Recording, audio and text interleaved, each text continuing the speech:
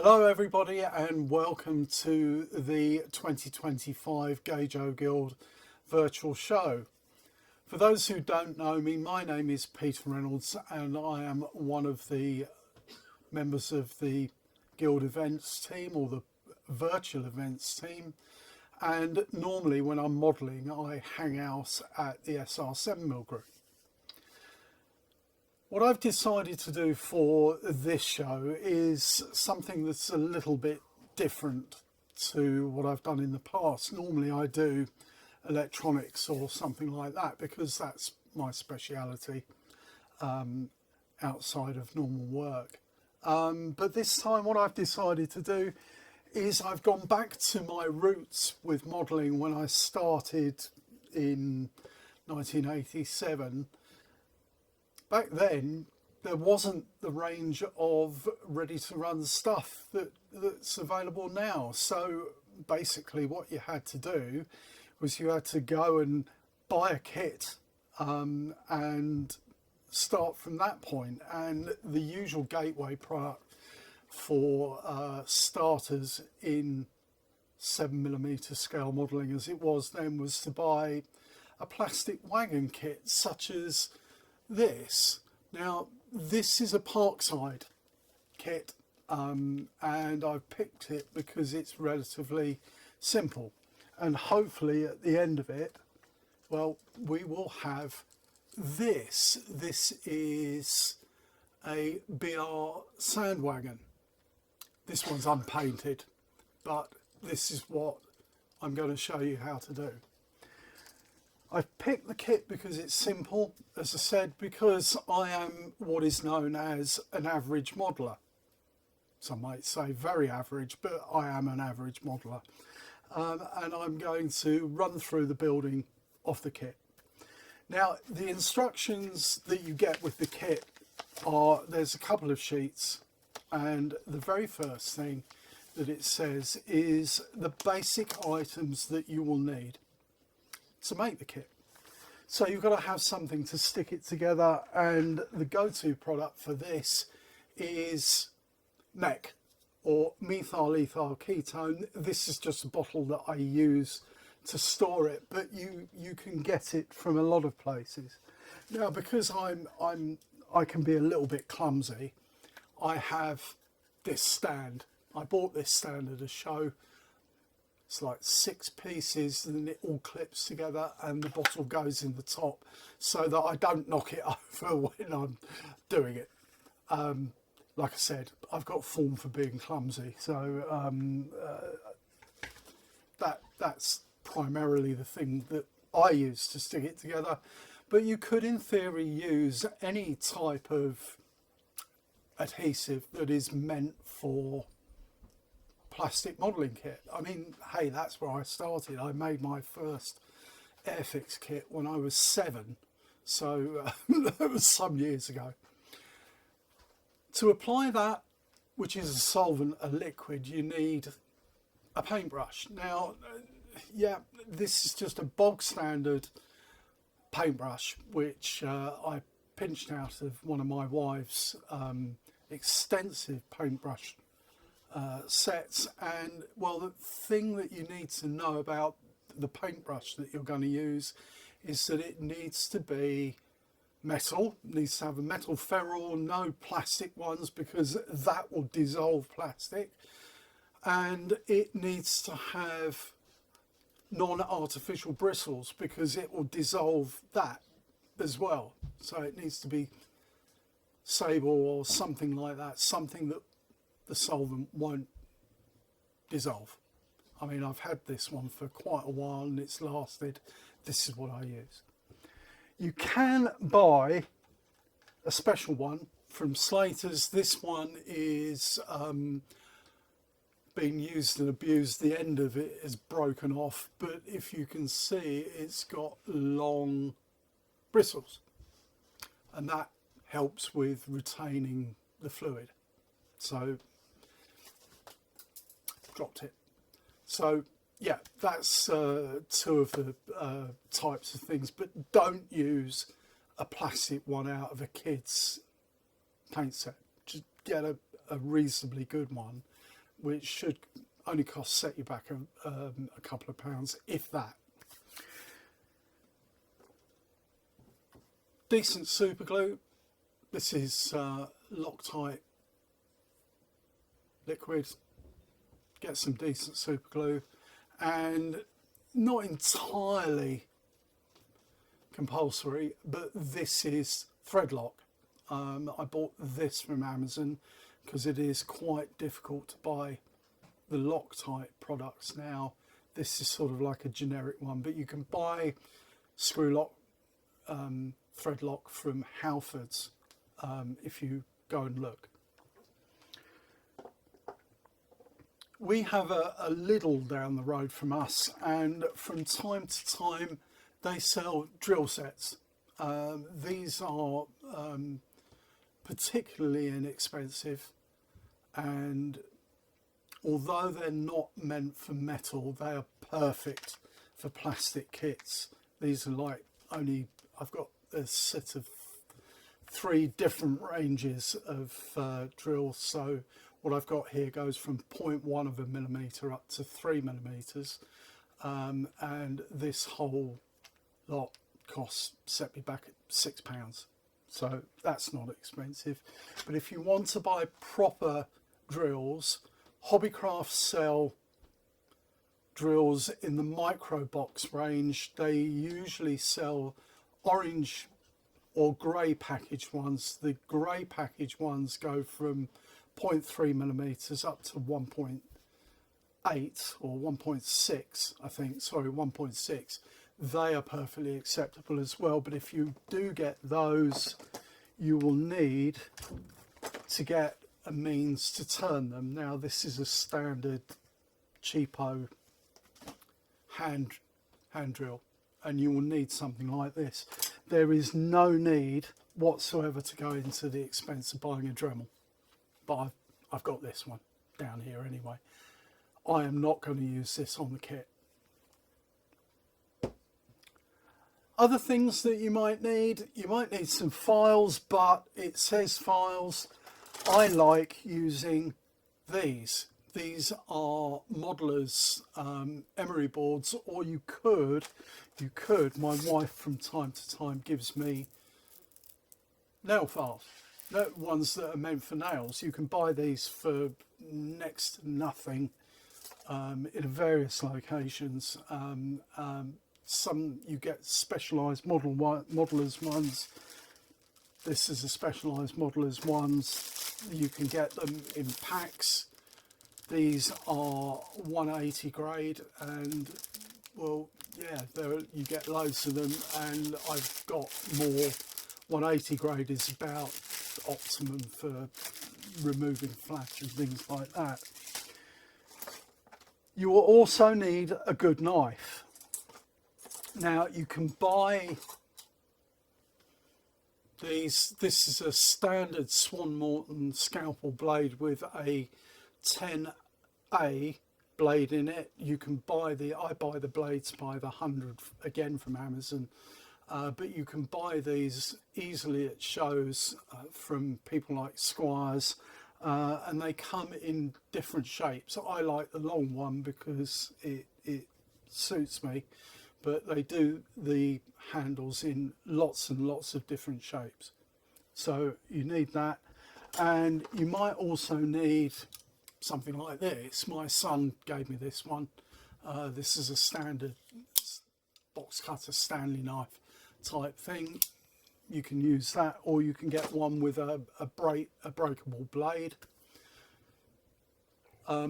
something like that. But having made plastic aircraft models virtually all my life, as I said, made the first one when I was 7 years old, I found something like this is much better. They're sort of like wire cutters, but they're lightweight wire cutters, and these are sold as sprue cutters. So what you do with these, you can use these, they've got very sharp blades. You can use these to remove the parts from the sprues, because you know how the kits are made. They're molded, and these are very effective. I've got 2 of these, but they are sold as sprue cutters.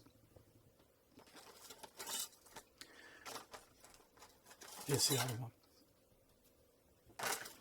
And that's just about all you'll need. You might also need some oil. This is sewing machine oil, again available from Hobbycraft.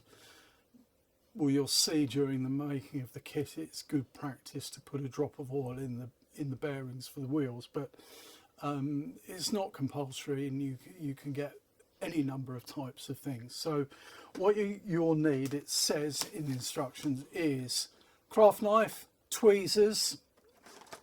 Again, Lidl often sell tweezer sets, just ordinary bog standard tweezers. Flat and round files, but like I said, I use these emery boards, and this particular, the one that I showed you, this particular one, it's got different grades on either side, so it's coarser on one side than it is on the other, so you don't have to mess around with different files.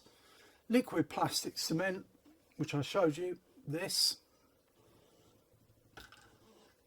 Super glue, and obviously when you've finished it, which I'm not going to cover in this, it will need painting. So sit back and enjoy. Sit back and watch me building a kit to make one of these, a BR Sand Wagon. So, to the kit. Now, I bought 2 of these kits, so just in case something goes wrong. So what is in the kit? The bits, various bits and pieces, a set of instructions, 2 pages, livery, period instructions, etc, etc, exploded diagrams, what have you, various fitments in a different material. Now these might be ABS, but we'll see as we go through. The buffers in Parkside Pico kits now are definitely ABS, so these are, the solvent doesn't work very well with these necessarily. Set of wheels, yeah, because it's not very good without a set of wheels. And then you also get, if I can tip them out, you get transfers for when you paint it. So these is BR, it says empty to Leighton Buzzard LMR, the SR 7mm group, who I'm making these wagons for.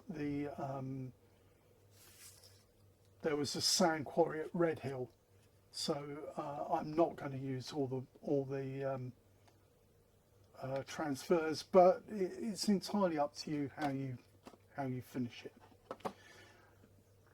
With regards painting, I am not going to paint the wagon for the purpose of the show. We will paint the wagon, I'll paint the wagon off camera later, but not for the show. This is just about making the wagon for the show.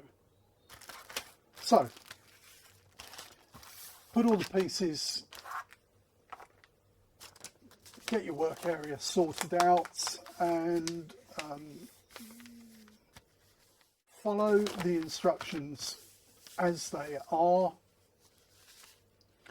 And it says assemble the coupling chains number 9 as built or using the Instanta link. Now, as built is built, wagons were built at Ashford in 1950. So basically the SR 7mm group layout is set in 1958. So you can build them either with instances or plain, depending on your period. So what we will do is we will build them normally.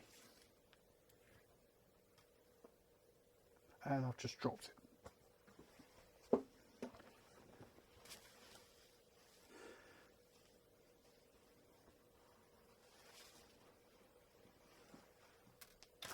I'm wearing an apron because I don't want to wreck my t-shirt.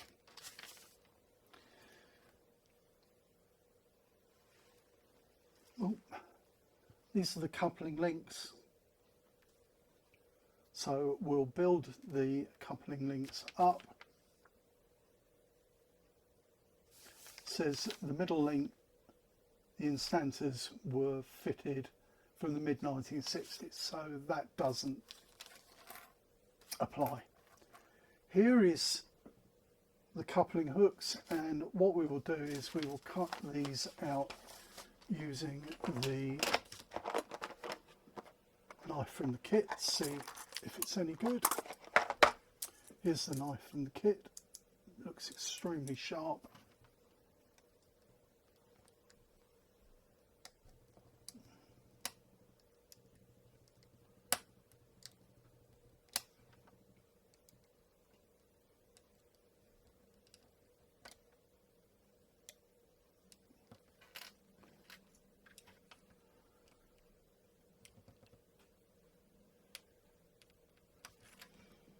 And well, it doesn't, the knife doesn't work very well, so we'll forget the knife, we'll use scalpel because I know the scalpel will work.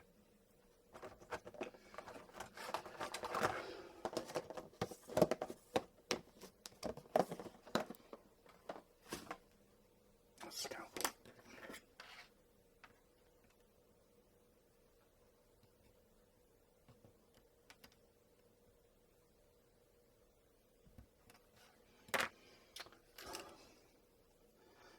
Third time lucky.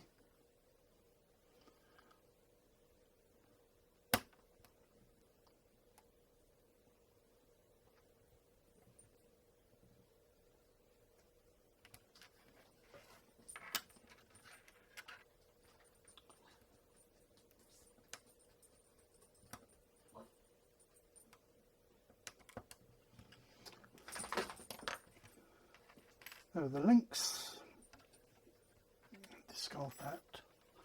And what we need to do now is basically assemble these. Now, a little bit of cleaning up first. We use an emery board. Well, I'm going to make it how I would make it. If you don't agree with my techniques, then if you're an experienced modeler, then that's fine. But I am an average modeler, and well, I make it how I make it. So what we want is we want the buffer beams.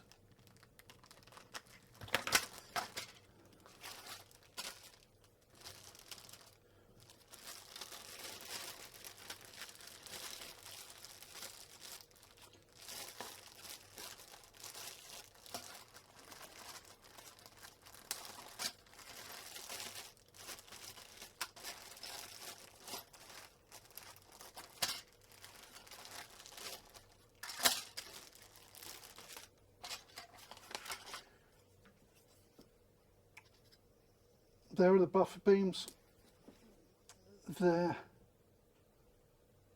So we want both of those, and this is where this comes into use, because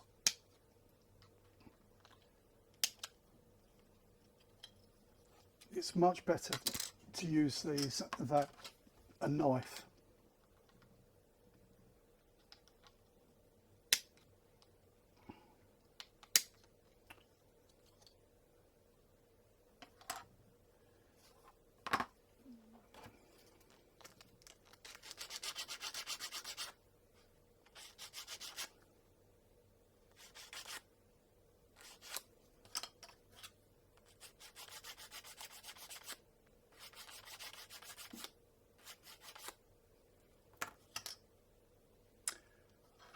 there's buffer beams, and what we're going to do is we're going to assemble these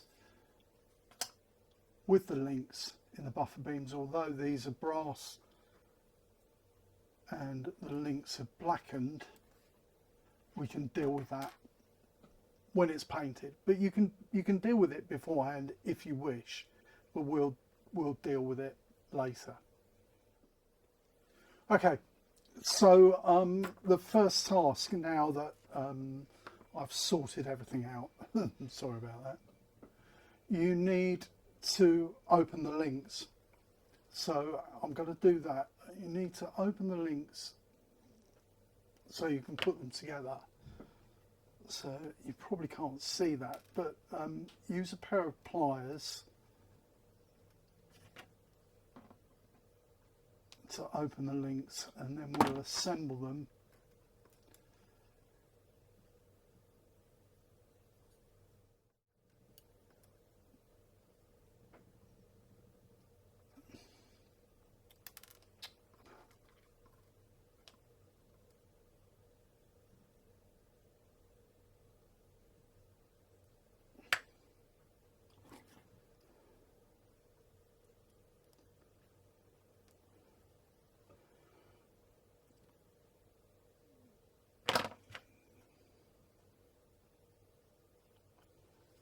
So there is the chain, you can just see it. And all you need to do now is you need to get the top link, or whatever is going to be your top link, through the coupling hook. So again, open one slightly, and then it will just slide through.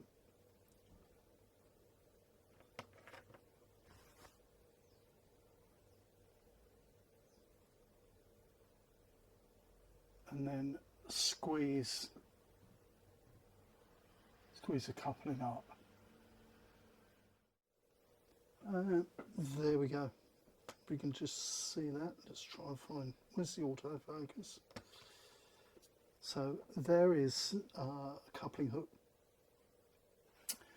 Now, buffer beam, insert the coupling hook from the outside. So it's like that. Oh, dropped it.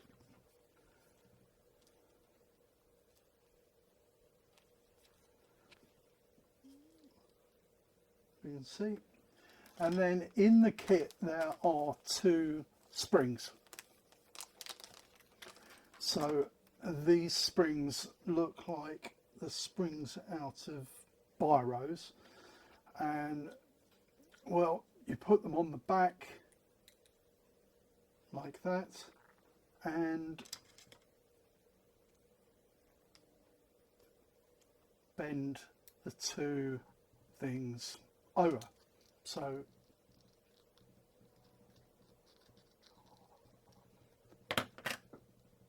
this buffer beam. Okay, so we'll move on with the next stage. Not even used any glue yet. Keep the work surface free, and we'll see what it says in the instructions next. Okay, the next step as listed in the instructions is to do with the floor. The floor has got some girdering on it to sort of support the sides, and you will need the sides for this step. So we'll cut the sides off the sprue and clean the sides up using our emery board.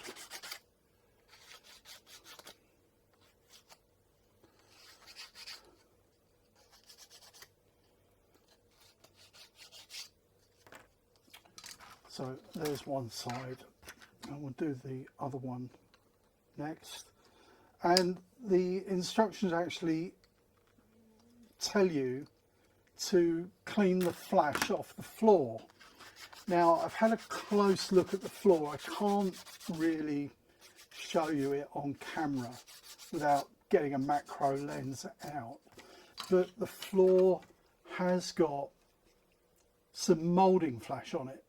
So there is a moulding pit there, which you may be able to see just above my finger.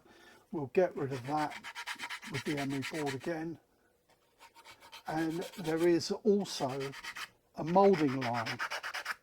So the bottom edge of the floor is slightly prouder than the rest of it. So what we'll do is we'll give that a little bit of a clean up.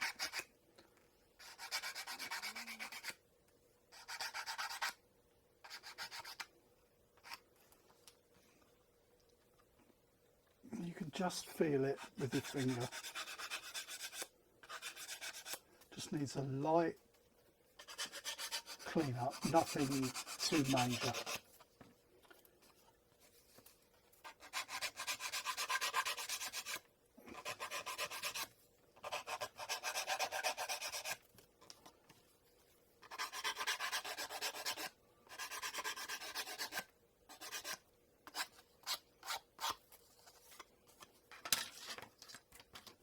And well, they're the two sides, there are the two ends. The other thing we need are on this, and it's the end caps. So we'll cut the 4 end caps off.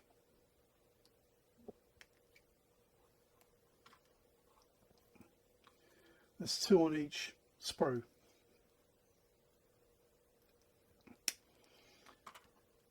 We'll cut them off and clean them up after. Whatever you do, don't throw this away, or don't throw any sprues away until you've removed all the bits that you need. It's nothing worse than getting to a stage in the kit and you're going, yeah, I shouldn't have thrown that bit away. So don't throw anything away until you've used all the bits that you need to use.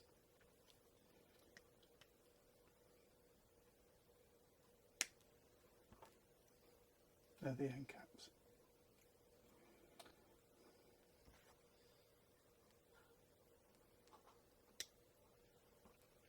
And we can clean them up afterwards after they're in place.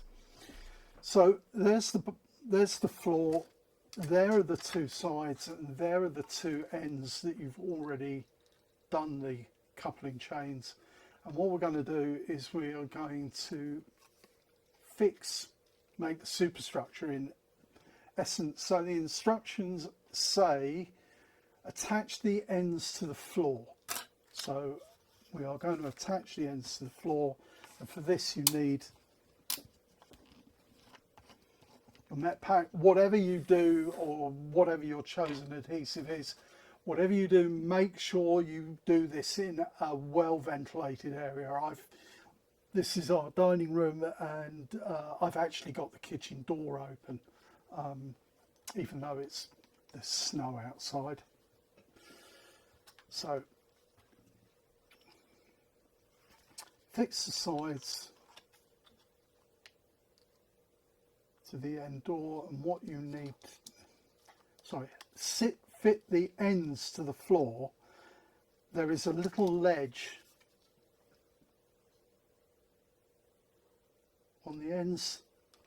The floor sits on that, and the adhesive does give you a little bit of opportunity to correct it. All you need to do is just run a little bit down it,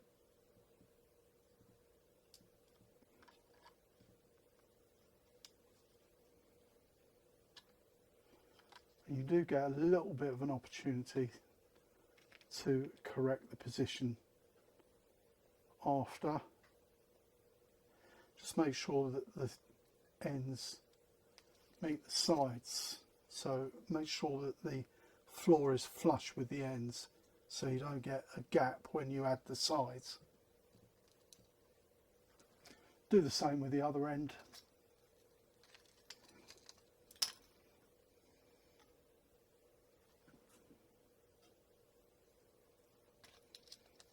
Doesn't matter where you apply adhesive to.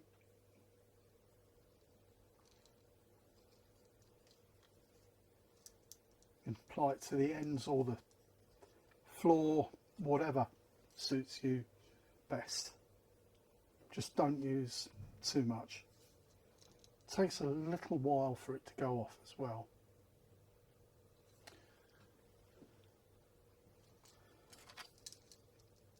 I'll fix the sides.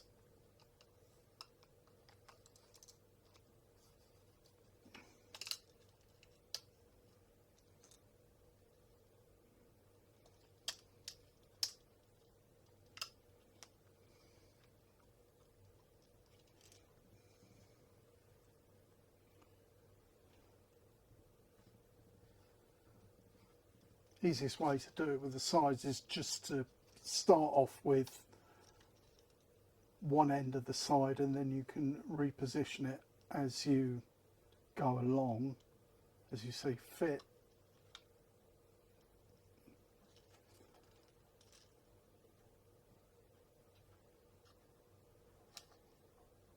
There's a little bit of a rebate in the ends which the sides fit into.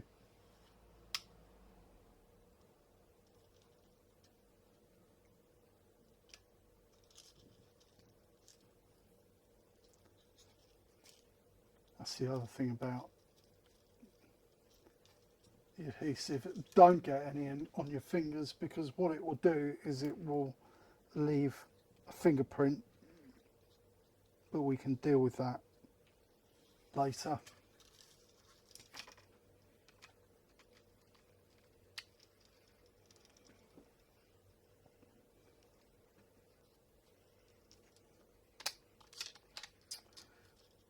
I've just done the same with the other side, got a great big fingerprint on it.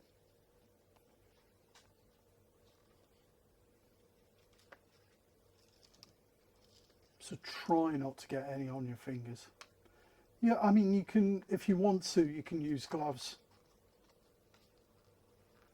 while you do it.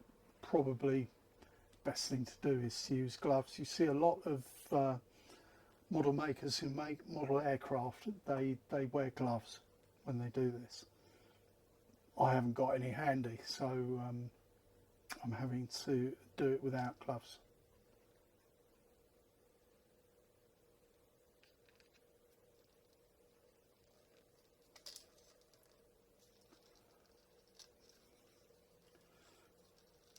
This basic superstructure, and what we will do now is we will put the end caps on.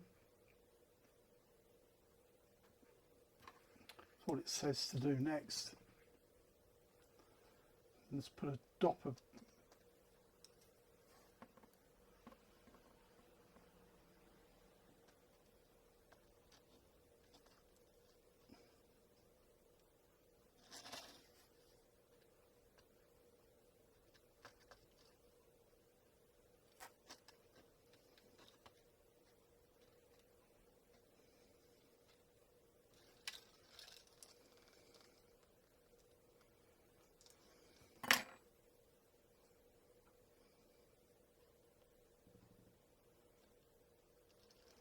there's one end cap there. Okay, so I've fitted the corner posts, the corner reinforcing things, and I've done a little bit of work with a nail thing borrowed from Christina to remove the fingerprints. So the good thing about using this is that if it's not quite right, you can actually just apply a little bit of solvent, and that will free the part up so that you can reposition it. But it does go off relatively quickly. You don't need to put it aside for days, weeks. That's you can see that's relatively permanent. It will take a little bit of extra time for it to go off completely, but it will hold as it is now. You don't have to worry about it. So there is the basic superstructure, and you can't really get simpler than that. 5 parts if you exclude the couplings. 5 parts. So what we'll do, we'll just remove a little bit of flash off the top so the parts are level.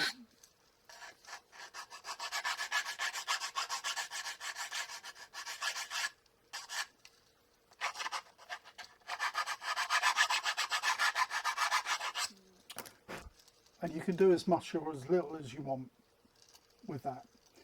Now it's move on to the chassis. So it says next thing is make up the sole bars. Now the sole bars are these parts here. These are the parts that basically carry the wheels. So it says make up the sole bars by fitting the W irons to the side pockets on the sole bar backs and to the centre pockets the V hangers. So the V hangers are this bit on the end. They are the bits that hold the brake gear. So we'll cut these off using our cutters again.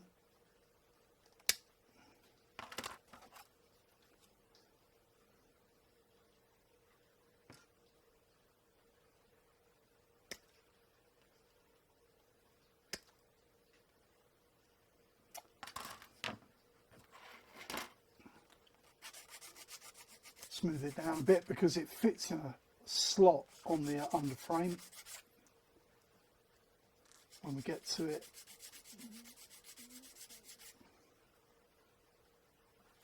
that's fine. And you will notice that you actually get 8 W irons. You only need 4, so we only need 4 of them off one of the screws. So we'll pick one of the screws for the W irons and do that. We should have 4 of these.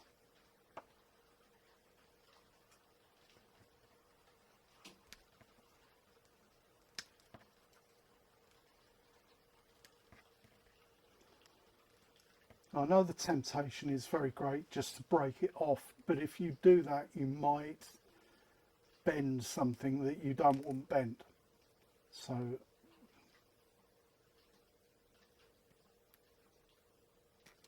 oh, that's interesting. Never noticed, didn't notice that.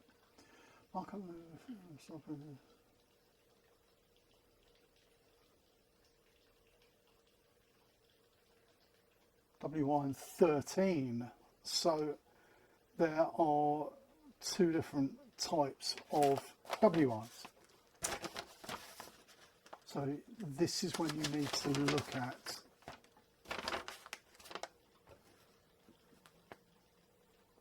the exploded diagram. You can't really see that. So here's the exploded diagram, and you can see that there are 2 different types, 13 and 14. So basically you need the ones with the holes in. Can you see that one of the arms has got a hole in it? Those are the ones you need. So you need those off these ones, and the holes should be towards the outer end. So we'll do that.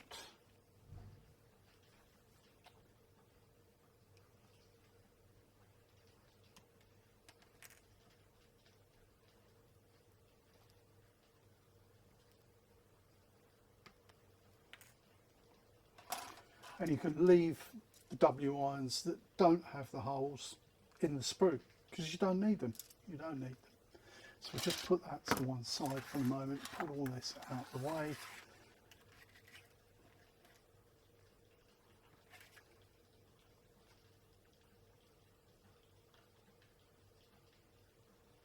Have a dry run first, make sure it fits. doesn't quite fit, so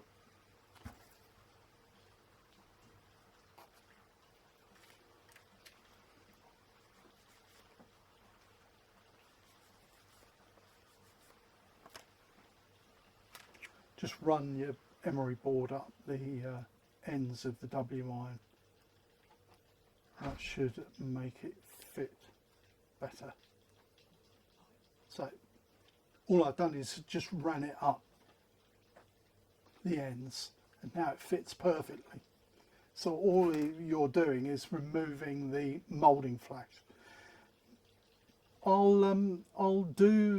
make one sole bar and come back and show you.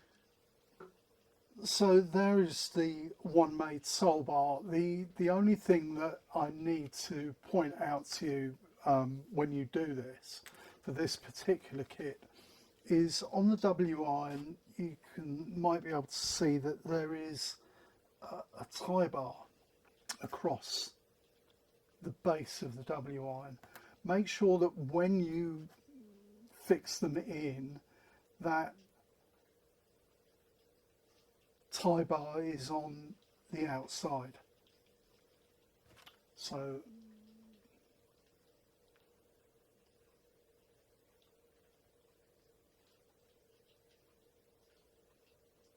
make sure the W irons are fully seated and a touch of adhesive. And there's one. And all you've got to do is do that 4 times. Just do another one. Again, I've been round with the emery board just to make sure that they fit perfectly in the cutout recess in the back of the sole bar. And there's the other one.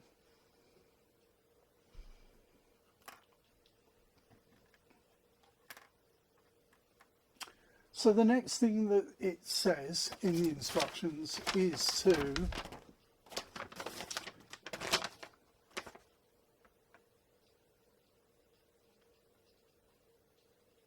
V-hanger X15 on one sole bar and Y on the other one. Now, to make life a little bit easier for you, you will not, you won't be able to see this, but take my word for it. There is an, I don't know if you can see it, that one has got an X cast into it, and that one has got a Y cast into it. So choose whichever sprue you want, take one of each,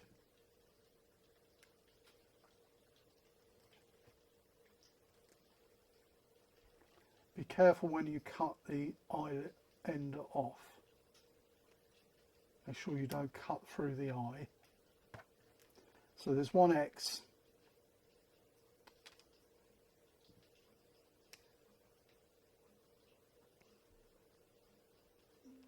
And one Y. Now the temptation is great to, once you cut one end of these parts off, is to break the other end off. Don't do that because you'll end up damaging the part. Take my word for it, no matter how careful you are, you will break something. You might get away with it once or twice, but inevitably later you will lose something that might spoil the wagon or any kit that you're making. So don't be tempted to break the items off the sprue. Use your sprue cutters.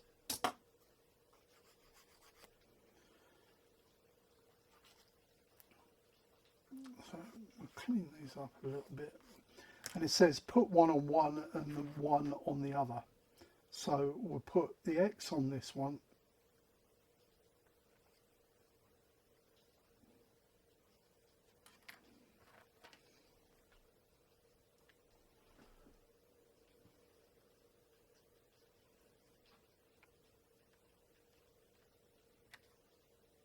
and we'll put the Y on the other one.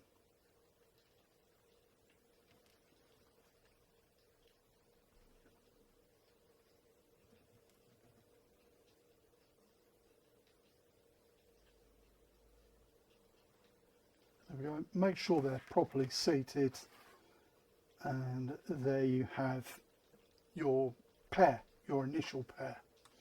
So we'll put that on because we don't want to be overcome by stinky fumes. And then it says add the sole bars to the slots on the underside of the floor. So there are the slots on the underside of the floor, which you can see. What we'll do is I'll add one and I'll do the other one off camera. So we'll do one, and basically what you need to do this is you need to flex the part slightly. So there it is, bent out. You need to flex it slightly and then make sure the part is in the slot. Sorry, there's bits of Boris everywhere. Let's get rid of that dog hair.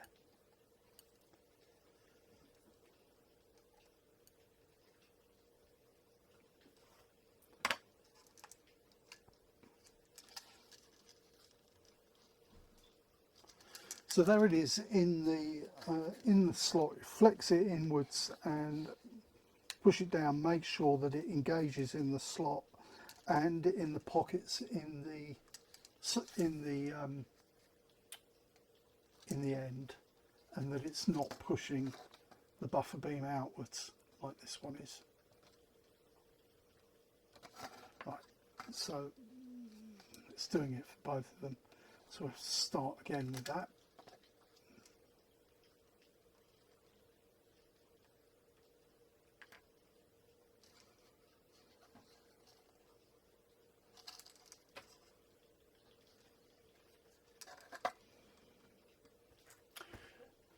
Okay, start again with the buffer beam. What we're going to do is we are going to shape the ends a little bit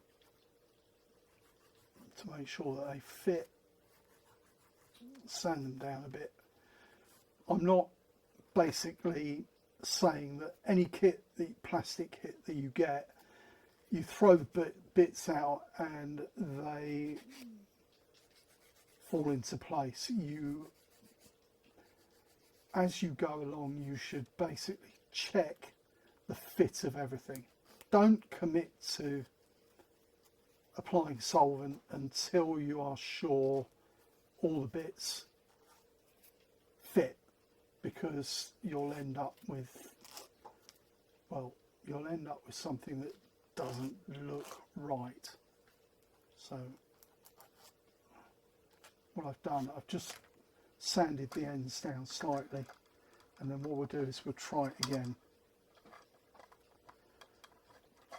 So flex it out a bit.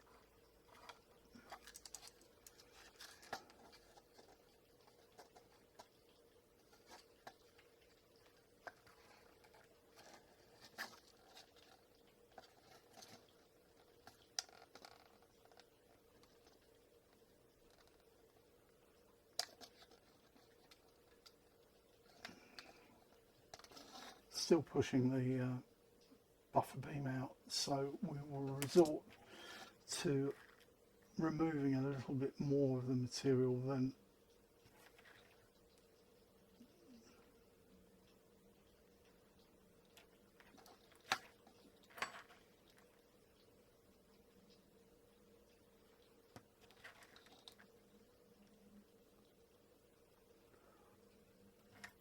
all I've done there is just remove a little bit more off the end of the thing. See, it goes in perfectly now.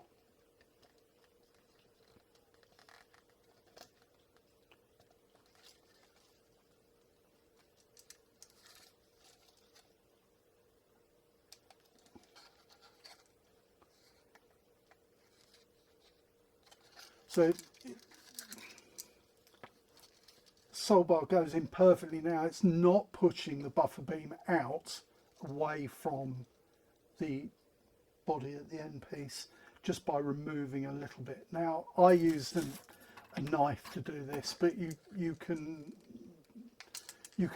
sand it off using your emery board if you wish, but a knife, you can judge it with a knife relatively easily. So now that one fits nicely. Now I can commit to using the solvent. And again, all you need to do, just run solvent down the length of it inside, make sure it's seated, and then if you look at it by eye, you can see that it's vertical. That's what you want. You want the sole bar to be vertical in the slot. Otherwise, well, the wagon won't run very well if it's not vertical. So there's one sole bar done. I'll go away and do the other one. So there we are. There is the basic superstructure with both sole bars fixed in place, and well, the next task is to fit this part, which is the chassis member. Now, the way that it needs to be fixed with the modelled girder bit uppermost. So what we need to do is, we'll have a dry run first. Make sure you remove all the casting cusps off it before you even start to think about trying to fit it. So let's have a look round it.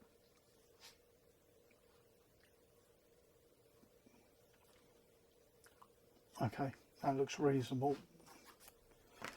And what we'll do is we'll give it a go, see if it fits. Really all it does is it just drops down from above like this, and you just need to fit it in. You might need to adjust it again so that it fits.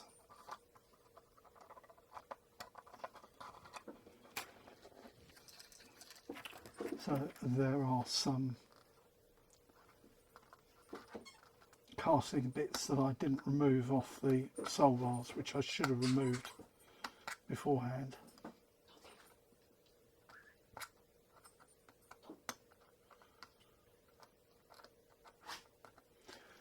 Any squeaking that you picked up, that's one of the greyhounds playing in the living room. Found a toy, one of her toys.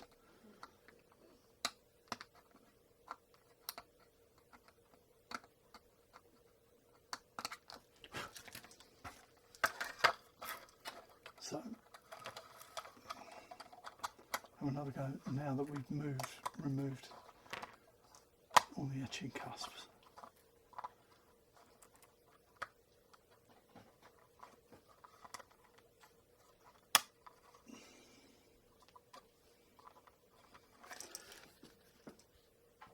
And there it is. It's not that particularly difficult. Just have a dry run, make sure it all fits before again you commit to using the adhesive.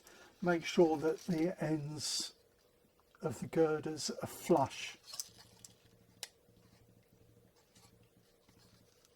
with the buffer beam and the sole bar sides. So I'm quite happy with that at the moment. So what we'll do is we'll go for the solvent. Well,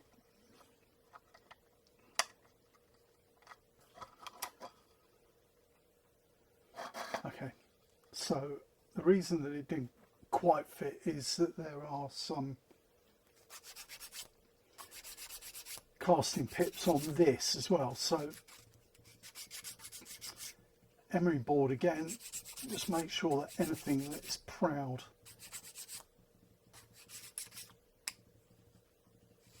is removed. And this is a good technique to do, is have a dry run before you commit to anything. Really, if you have a dry run and check that it fits before you commit, well, you'll end up with something looking good. If you don't and everything, it will be all over the place. So this is the best thing to do.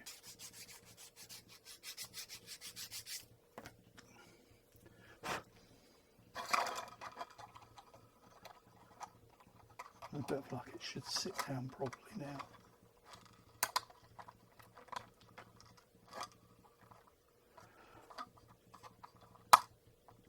And yes, it does. There's a certain amount,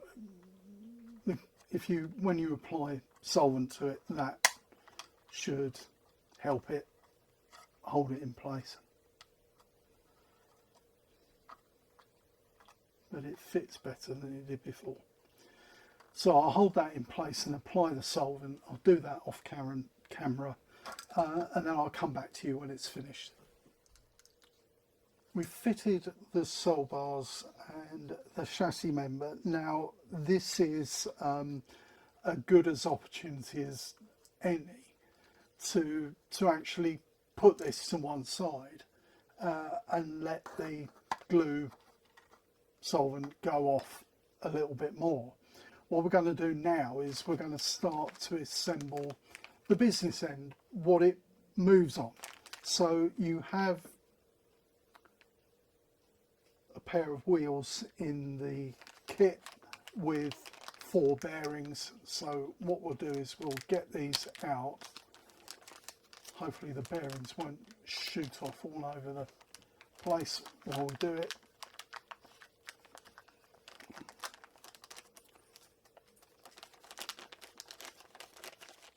Okay, so I've got the wheels out and the wheel bearings. So there are 4 wheel bearings, brass wheel bearings. I'll pick one up in tweezers. So they look like that and they fit on the end of the wheels. So now the bearings for Parkside kits are a little bit different to a lot of other plastic kits, and the way that I found easier to assemble them is to, well, basically start, it says to fix the axle box. It's an axle box. It says fix the axle box to the faceplate, which are these strange pieces with the tops cut off. So that's an axle box. That is the faceplate. It says to fix that to the axle box to the faceplate. But the way that I do these is I put the wheel bearing through. I put the wheel bearing through the faceplate first, and then put the axle box on top. Now there's a bit of a gap.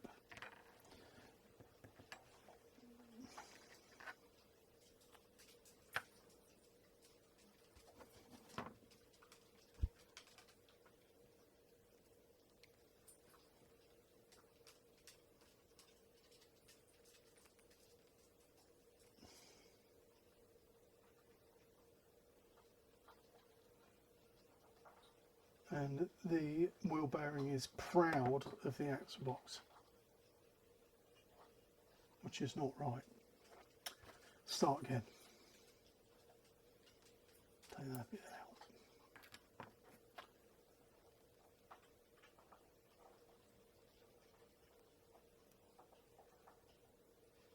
because I've forgotten the other bit, which is these bits which are still on the sprue. These are where the axle boxes go through. They go through there, like that. I've made so many of these kits, I should know what I'm doing by now, but yeah, just goes to show you that you can still make a mistake. Right, so there's the wheel bearing there, and all we'll do is we'll cut that off with a sprue cutter.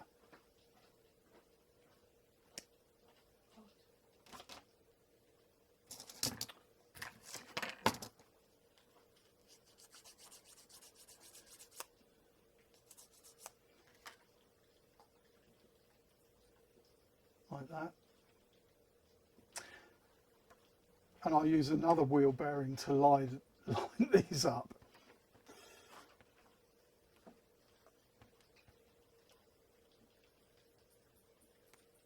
So push that through there, put that on there.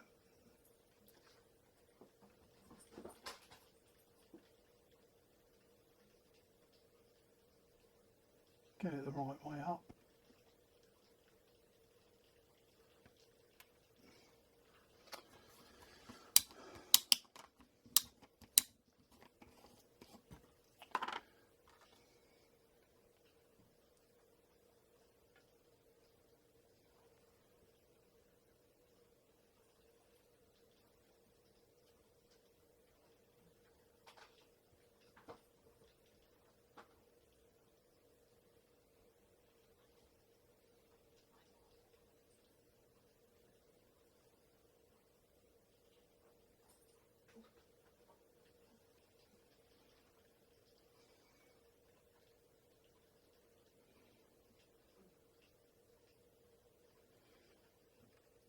Just leave the bearing in there while it goes off. All you've got to do is do that 4 times, so to get the axle box exteriors. So I'll do those. I'll do another one now just to show you. So this one's got a little bit of flash on the bottom, so we'll remove that with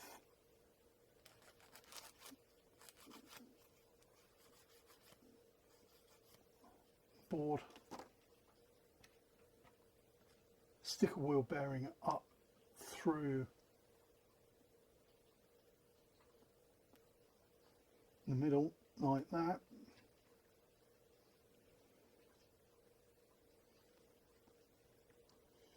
Put an axle box on the top of it, and then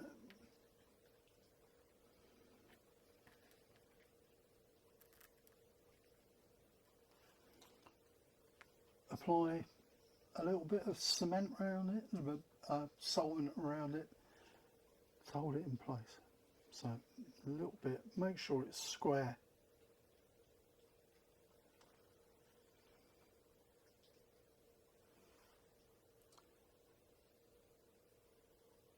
There you go.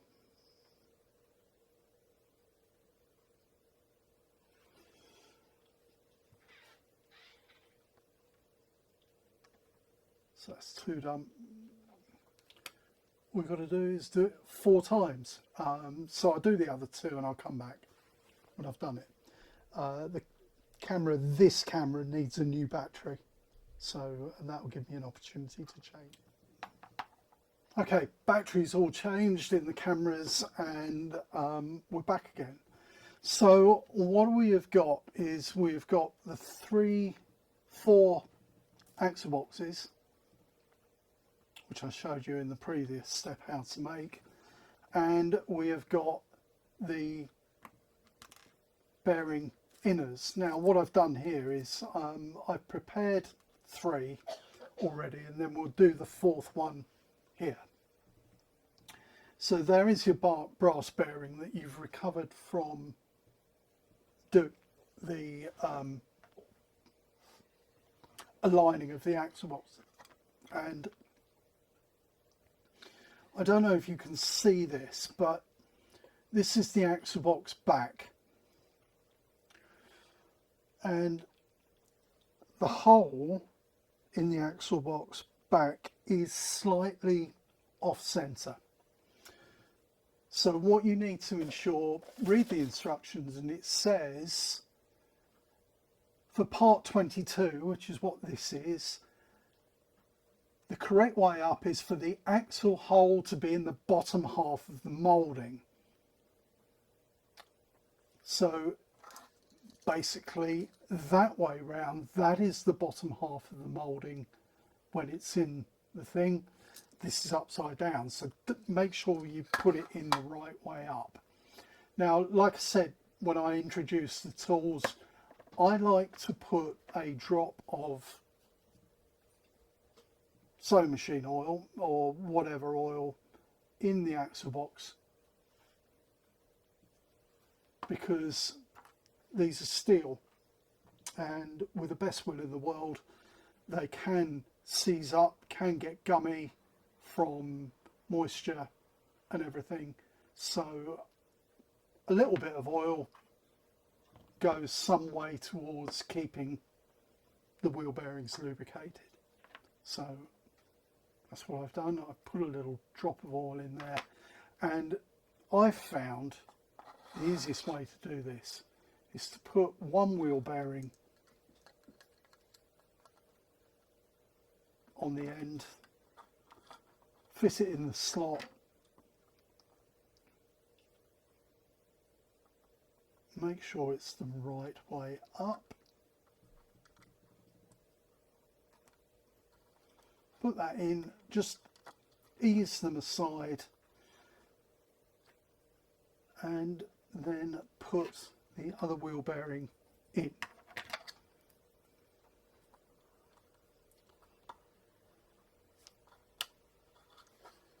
So it looks like that. The other side's the same. Now you can push the wheel bearings out, so there's not a lot of play in the axles, but I tend to leave the axle floating. The front axles will, there's a certain amount of movement in the axle while you're still messing around with this bit. It is a little bit fiddly if you're not used to it.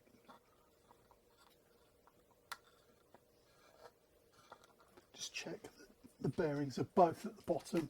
Now this is the bit where you need to have a bit of care, basically, otherwise it won't work. The wagon, these rear bits need to be able to move in the W irons. So if you are not careful, you will end up with a seized bearing, and your wagon won't work very well. So what we're going to do now is we are going to use a drop of super glue. Super glue, you probably don't need me to tell you that super glue is very unforgiving. Very unforgiving. If you make a mistake with super glue, use too much, you're going to be in trouble. So what we're going to do is we're going to put a little bit of super glue on a bit of card like that,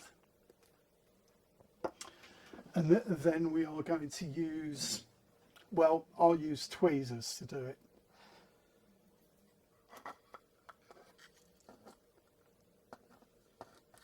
So make sure that the bearing is seated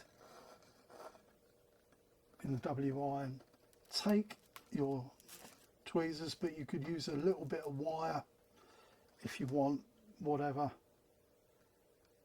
Spread a bit of super glue on the end of the bearing as far away as possible from the moving surfaces, and then stick an axle box on top.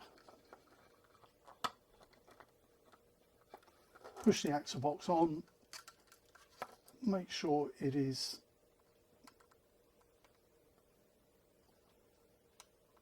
centered on the spring, and well, there you go, there's movement. That's what you want. you want a bit of movement.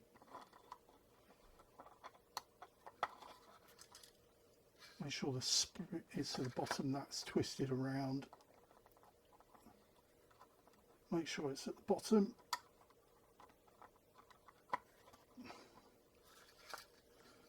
And we'll do it again. So, a little drop of super glue on the end. Just wipe it around the end of the bearing.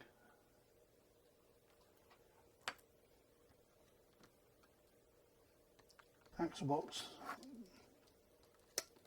on top, push it home.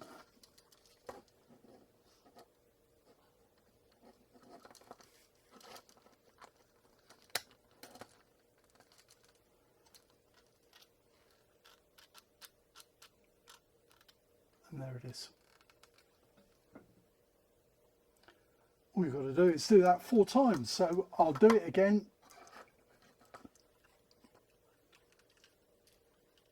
Just in case you didn't see it, that was upside down.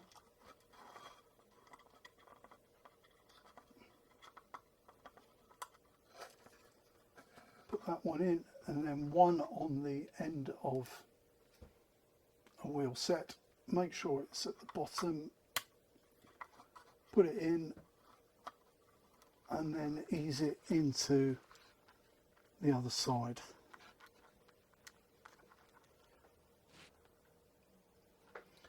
Yeah, not a good idea to use the pair of tweezers that I've just put super glue on.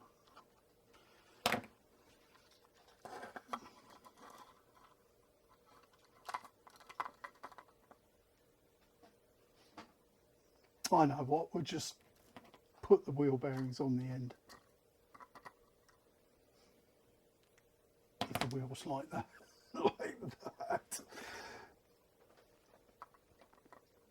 And then just ease it in.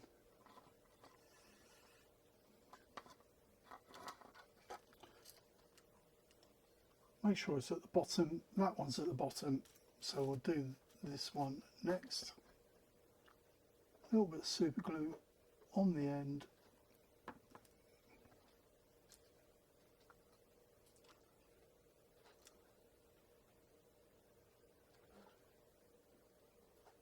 Stick the axle box on, make sure that it's centered.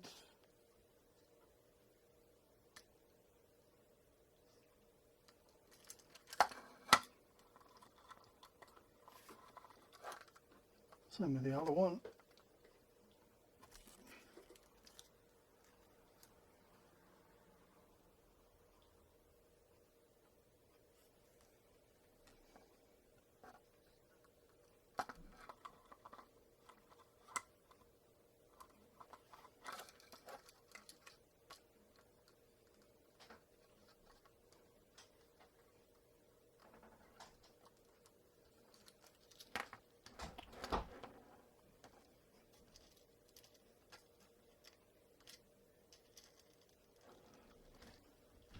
And there you go. It's got wheels, it moves, it's alive. And, well, you can see, rather amazingly, it is not 3-legged. It runs very well. It is smooth. So, just bear with me, I'll just get a bit of kitchen towel.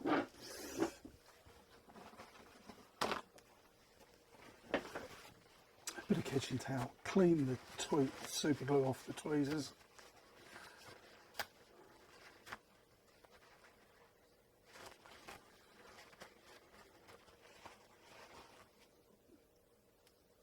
Clean the tweezers properly because the kitchen towel's stuck to the tweezers. I did say I was an average modeller. Christina, stop laughing.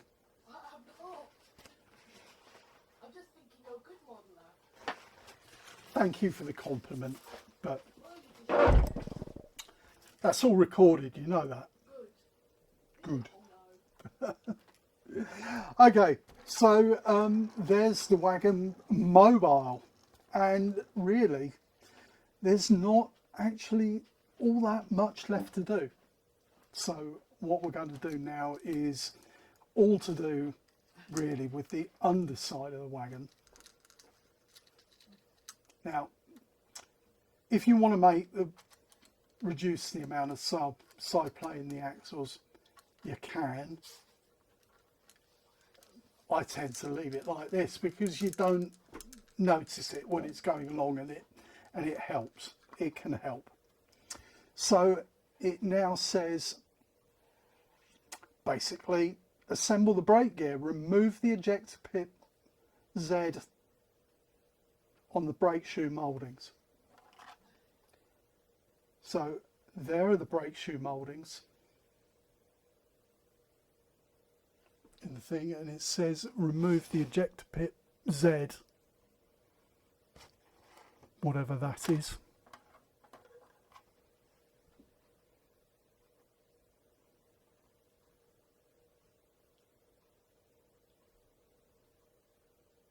Well, we'll discover it together, discover it as we go along, what the ejector pit Z is. So use the sprue cutters, cut the brake shoe mouldings out. Right, there's the ejector pit Z. So if you can see,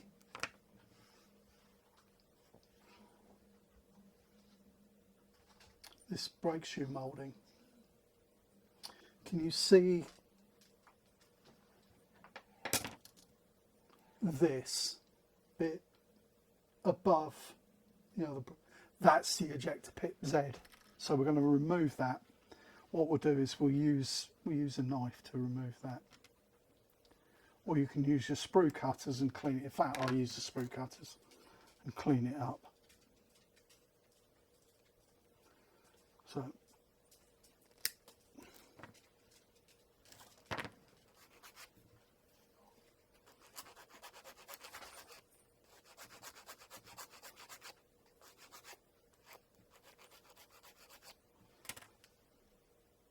and there it is with the bit removed.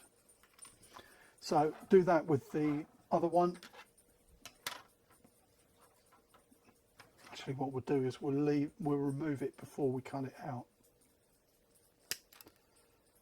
So there it is, removed.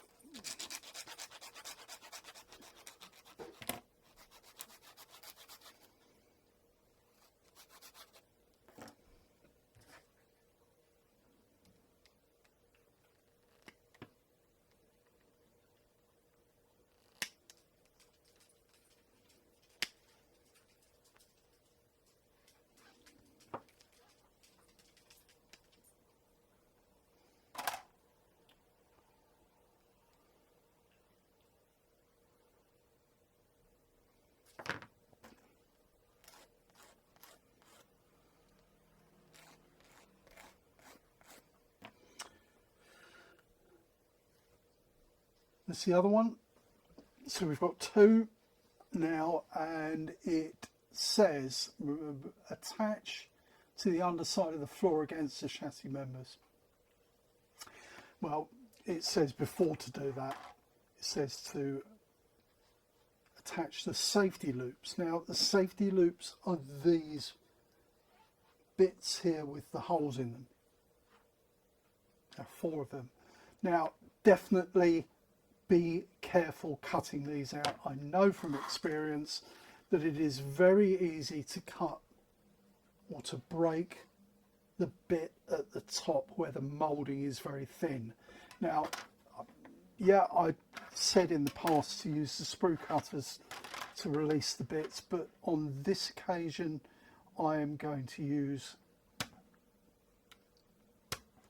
a knife because they are very easy to break.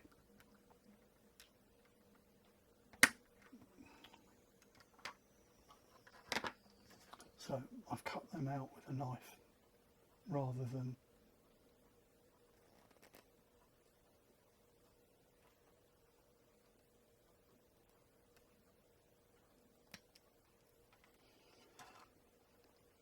and there they are. We're just very, very, very, very delicate parts, we'll just clean the ends up.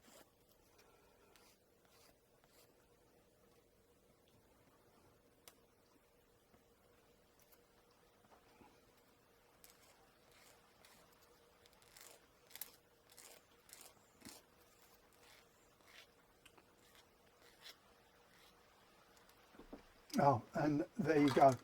That just shows you how easy it is to break them. That broke.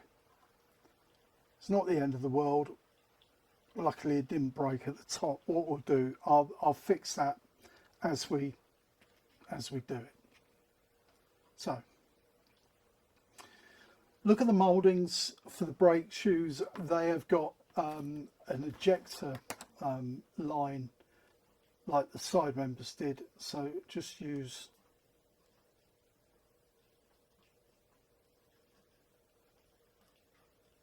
a knife to remove that.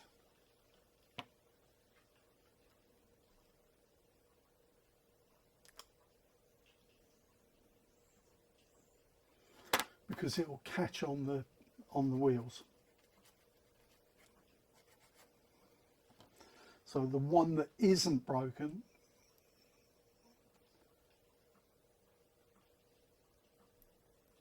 put it over.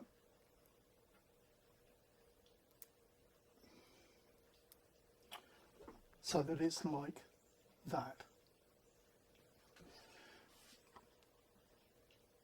And what we'll do is we'll fit it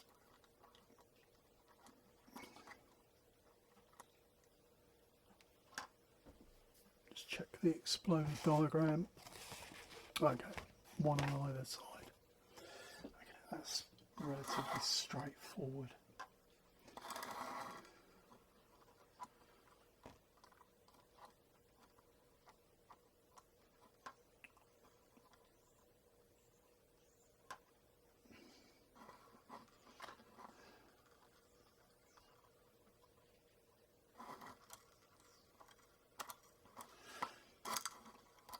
Much the same as you do with any parts in this. Give it a little bit of a dry run, just check to see, right, so this side, if you can see it, this side is catching on the wheel tread.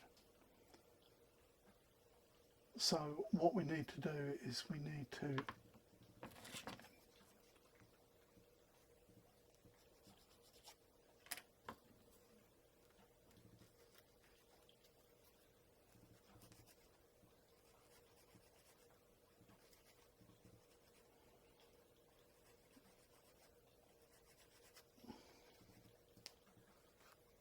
so a half round file would probably be better if you've got one, or just gently scrape it away with a knife. And we'll try it this way around this time, see if that makes any difference.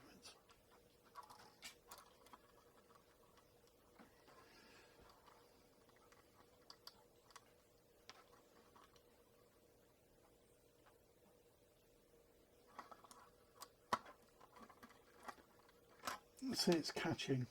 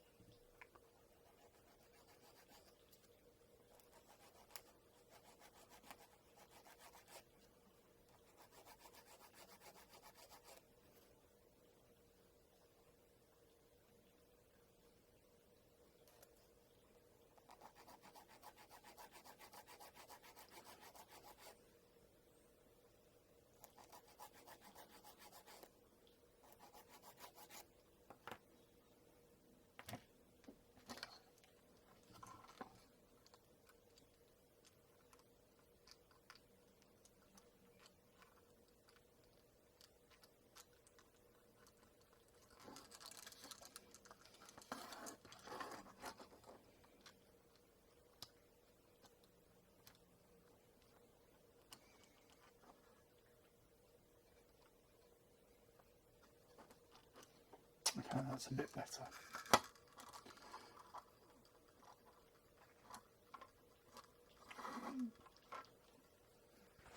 Position the wheels all the way over if you've left the axle still floating like I have. Push them so that they're all the way over. Just check that they still rotate freely, that's good. And then you can start going with the solvent again.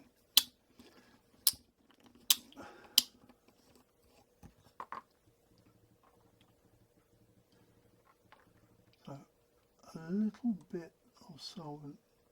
Again, don't be too enthusiastic with the solvent. On either end.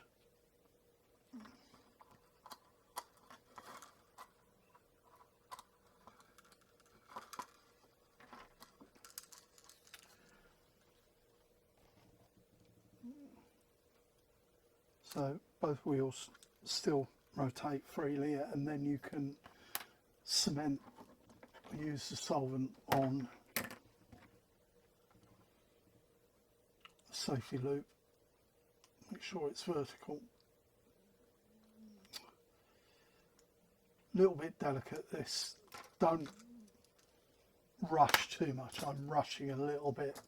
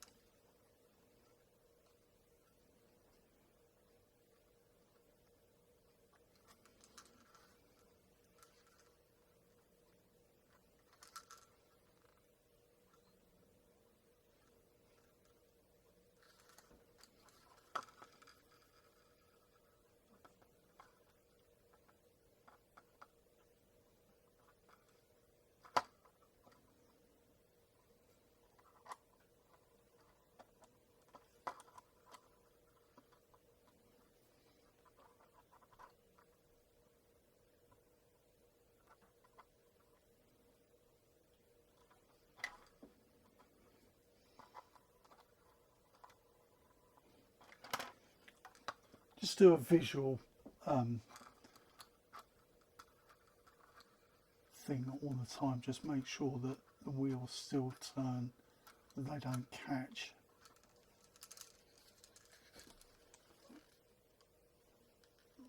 So there it is, half of it.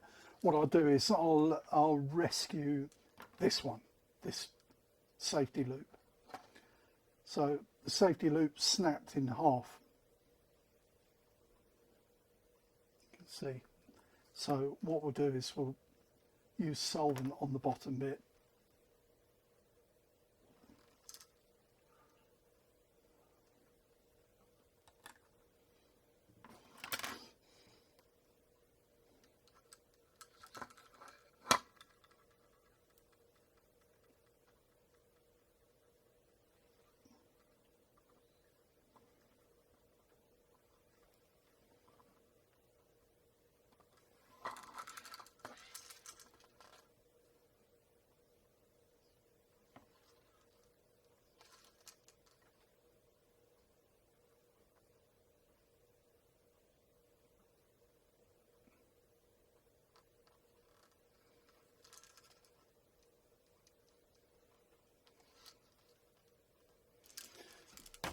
There I've fitted the bottom half, or the half that is attached to the chassis, and then what we'll do is we'll fit the broken bit over the top.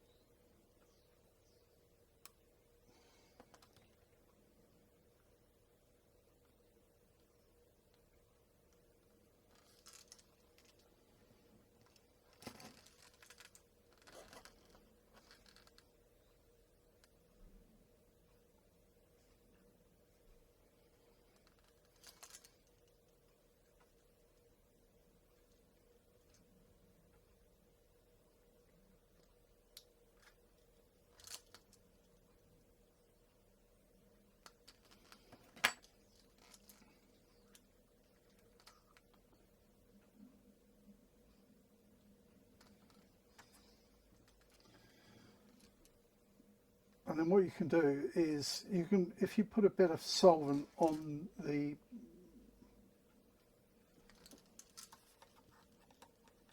brake here, that will hold it in place. So there I've rescued it not too badly. With the best will in the world, I did say beforehand that these parts are, the safety loops have got a habit of breaking. They are very, very, very fragile. So there I've managed to rescue it. And it doesn't look too bad. Keep it a secret that I broke it. What I'll do now is I'll go away and I'll do the other side, and well, and then I'll come back and we'll see what left we've got to do. Okay, I've fixed both sets of brake shoes to the wagon, and now we're going to move on to the brake gear, or the operating part of the brakes, and for that there are a number of rods and levers. Now the big difference with Parkside kits as opposed to Slater's plastic kits is that in the Slater's kits this is normally etched. It will be etched rather than plastic like this is. And what we have is we have this bit of rod in a Slater's kit. It will be brass. It will be brass. And what we need to do is we need to fit these first.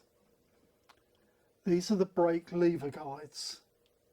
They're what the levers fit in, and much the same as the safety loops, these are reasonably delicate. So what you do with these is the lever goes through like that. Goes through like that, if you can see. And you have two. And the thing with this is that you need one of each. You get 4 brake levers and you need one of each. There's 2. Now again, these are quite delicate. I took one off earlier and I managed to snap it in half. So it's a good job you get 4, but they are relatively delicate. So what we do next is, it says add the brake lever guides, which we've done. Generally bend the levers outwards from their pivots and inwards again. Well, I'm not going to do that. I'm going to basically let the rods find their natural place. But what we need to do before we do anything else is we need to fit this. Now the holes in the V-hangers are not correct for the rod. So if you remember from the toolkit, I did say that there was a set of drills and a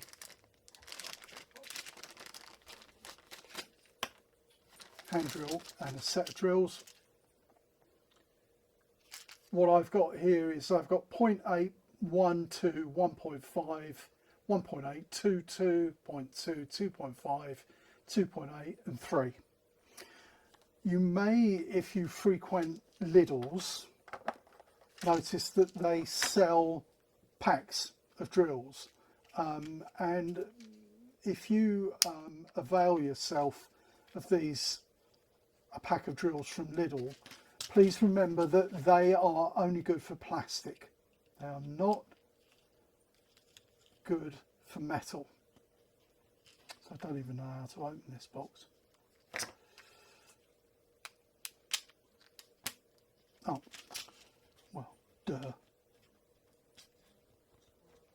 Cover slides off. Who'd have thought? So what we need to do is we need to find the drill which approximates to this. So it's about 1.5. So we'll take 1.5 millimeter drill, that one. And you don't need to go to the expense of buying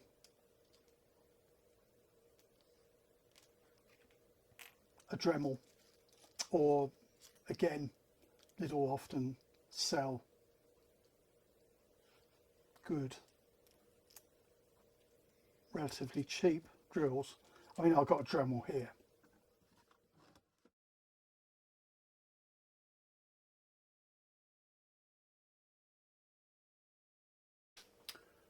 Okay, so with a little bit of patience, a small bit of bad language as well, I've managed to salvage the broken brake lever for this side. So I've fitted it in, I've cut it, put a couple of dabs of solvent on it, and it is going off nicely. Only a few things left to do now. Next step is to assemble the buffers. Now, if you remember right at the start, I said that the buffers were moulded out of a different material to the rest of the kit. They're moulded in ABS as opposed to polystyrene, or whatever the kit is moulded in.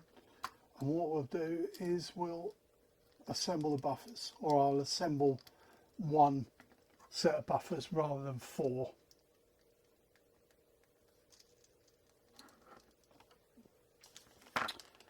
Now, what you've got in the buffers is you've got some rather strange 12BA nuts, some springs,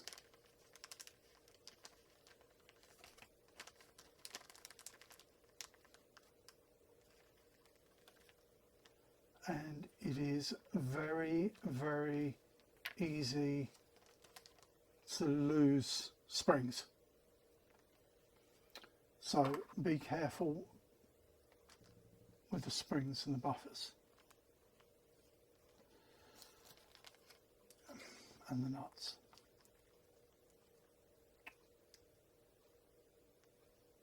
So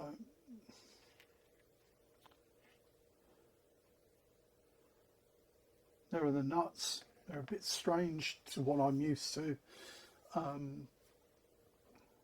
They're the brass nuts there, if you can see them. Now, buffers, you have to be careful because there are 6 mouldings on each one, and you need to make sure that you get the right ones. It says take the buffer casings from the middle of the sprue, so it is the ones towards the middle. So we'll cut those out.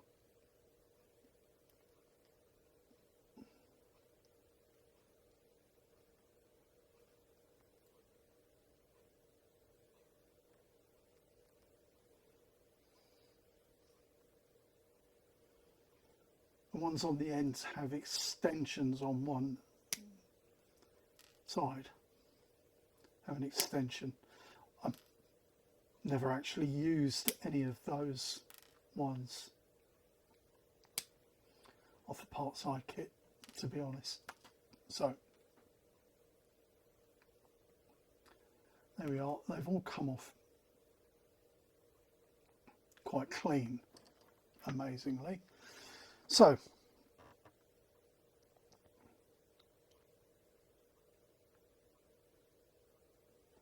as it says you need to attach the rings to the ends of the buffer casings.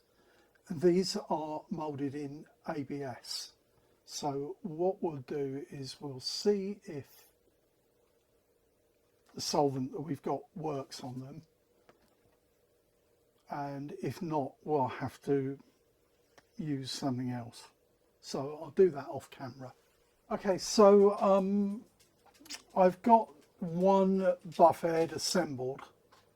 The met pack that I use, the methyl ethyl ketone, it does fix ABS. Now it says in the instructions that the base of the casting to the head of the buffer should be about 10 millimeters. So that is one that's completed. We'll go through and do the other ones just quickly. What you need to do is make sure that the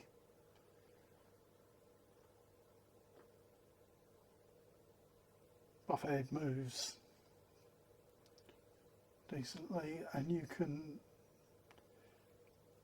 normally do 12 BA in your fingers. Might need a little bit of assistance doing it up.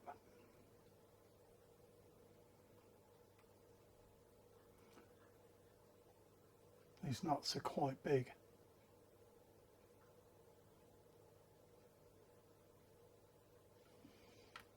There's two.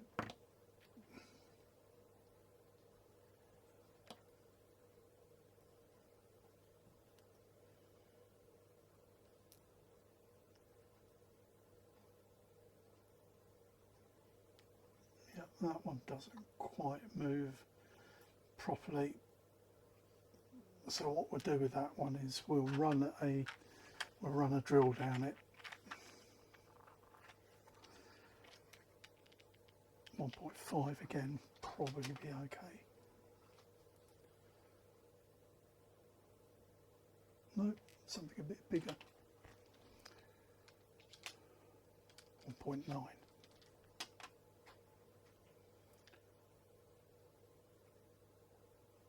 Oh, the rings come off that one.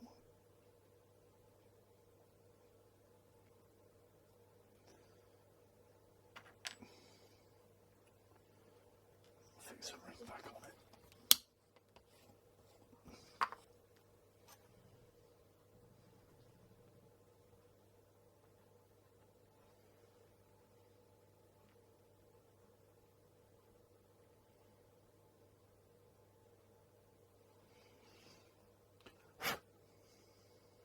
We'll leave that one.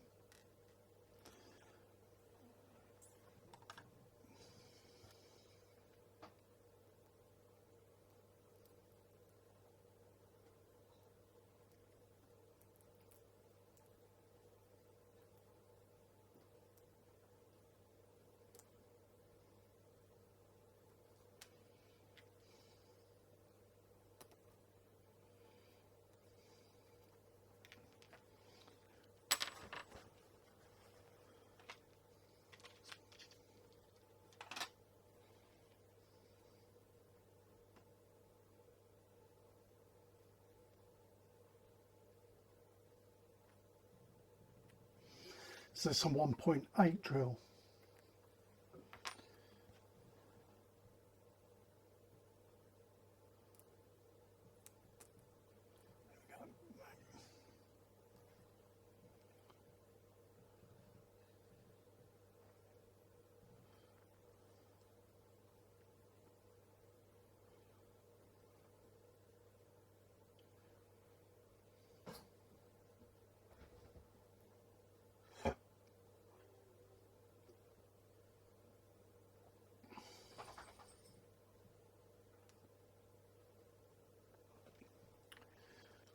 Just do the last one.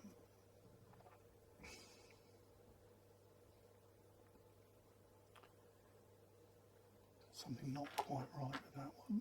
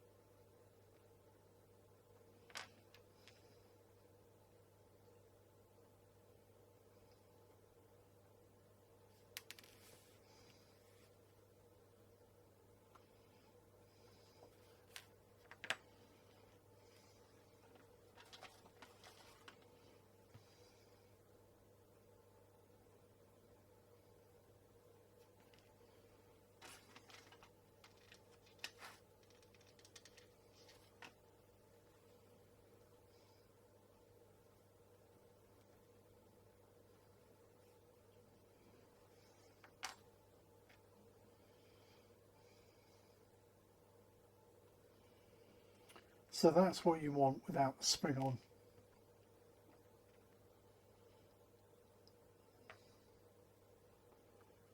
Put the spring on.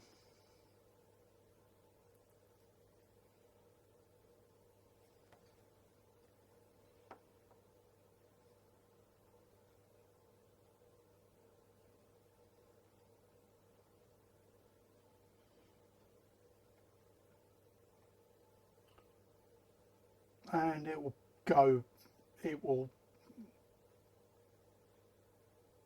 lubricate it with a drop of oil and see how it goes. Now, fitting them to the wagon,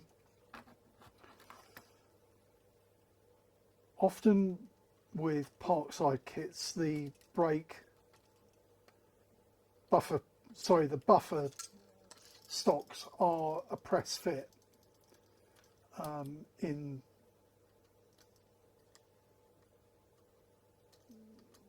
the buffer beam. Now, what you need to do when you do it, take my word for it because I won't be able to show you on camera, but the mouldings for the buffers have a short and a long web. What you're looking for is the short web that goes on top.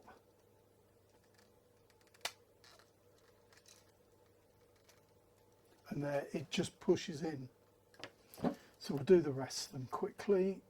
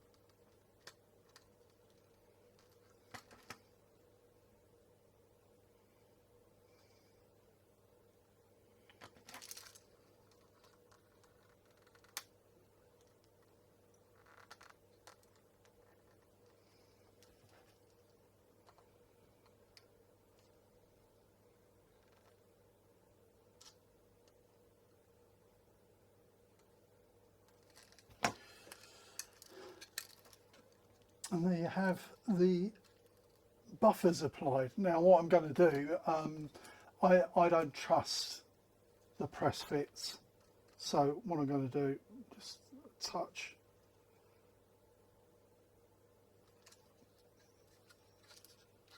solvent all the way around.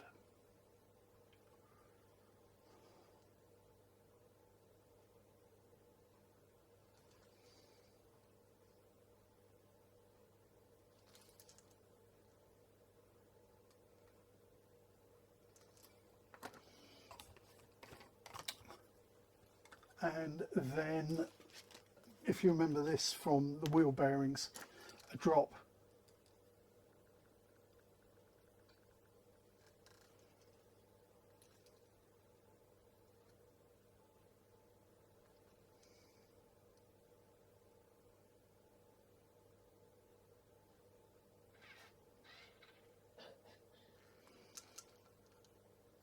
there. And finally, when it comes to the buffers, what's the worst thing that can happen? Well, after a while the nuts will work loose. So, oh, that's super glue. Don't want to use super glue. You want to use this, the screw lock. So I'll put a little drop of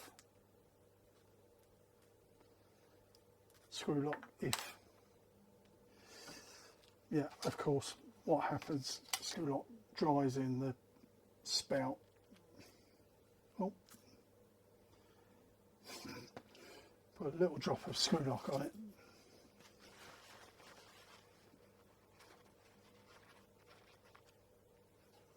To prevent the nut from undoing.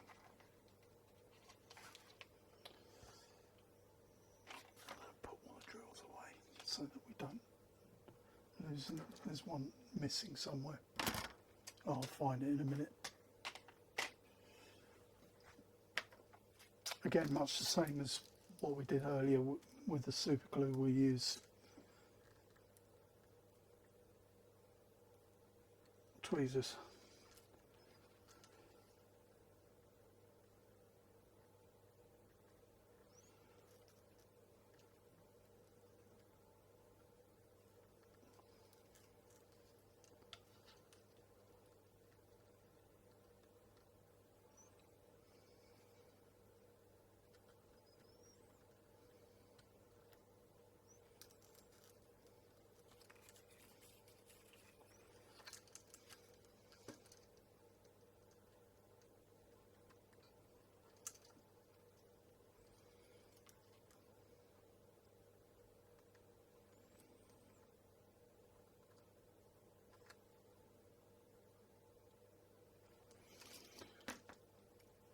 So there we have it.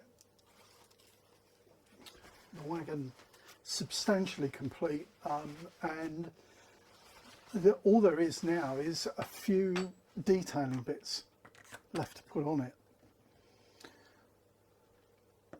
Now these detailing, luckily they give you spares, because, well, to be honest, they're tiny. So can you see that there are 6, hold on, there are 6 and 2, and you get 2 of those sprues. So what we're going to do is we'll fit those. And what these are, these sand wagons, when they were made, they used to have tarpaulins. Obviously, because stuff like this gets very heavy if it gets wet. So they used to have tarpaulins. So what we'll do is we'll cut. Won't use sprue cutters for these. We use a knife. We'll get 5.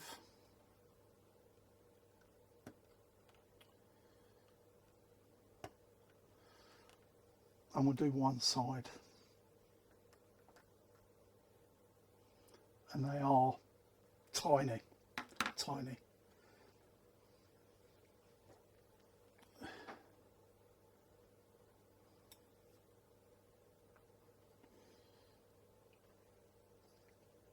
Can you see? It's tiny. So there are 5 of those on each side. Hopefully I've got them the right way up. Can't tell.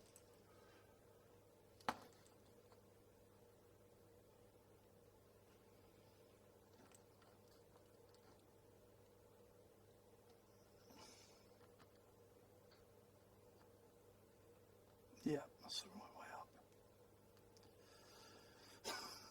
up. Kept the fiddly bit for last, as usual. And I dropped it. No, I didn't. There it is.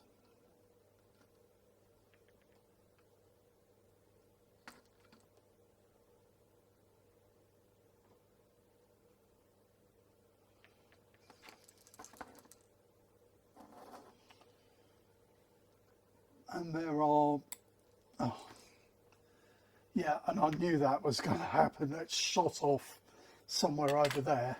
So luckily there is a spare. It just means we're going to have to be extra careful.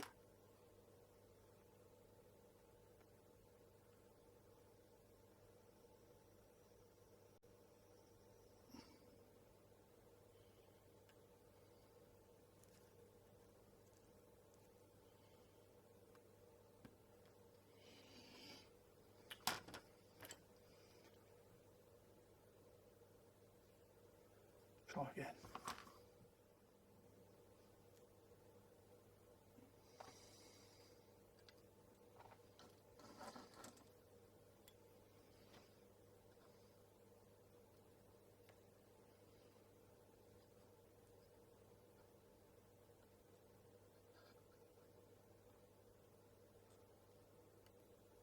And that one's gone.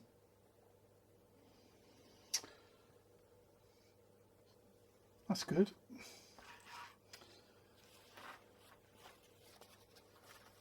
Have a look around, see if I can find it. I've only got one spare left.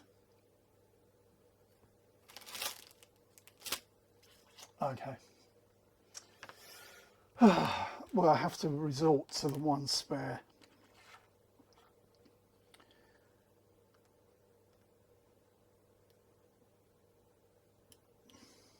There we go, the last spare. And not use tweezers, we'll use fingers instead.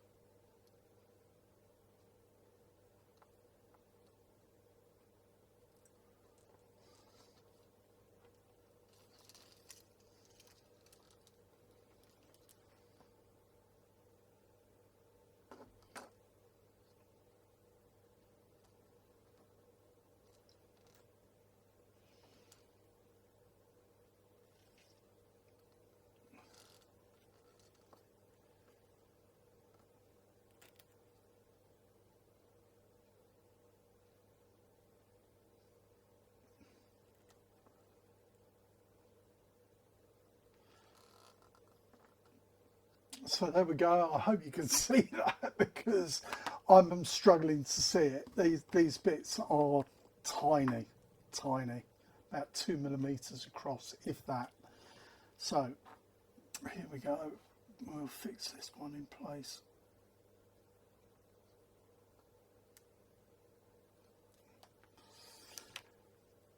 The only thing to remember about these bits is the projection needs to point downwards.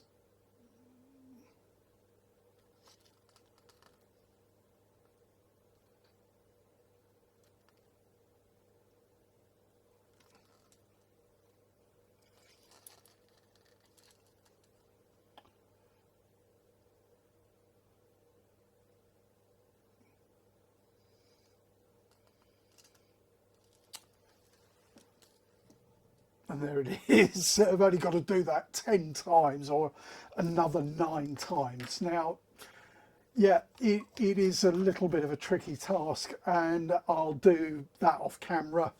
The other two things that you need to do, you need to fit the other two parts that are on this sprue, and what they are the tippler class points. Now they go on the buffer beam, and there is a diagram to show you where they go and which way up they go. Now they go that way up, if you can see, you do it against the white background, they go that way up. The diagram is, well, it's a combination of two diagrams. There's this diagram here which gives you the spacing, and that one is the plan view. So what we'll do is we'll do one of these as well, and then I'll go off and do them, and then, well, we should have the finished wagon.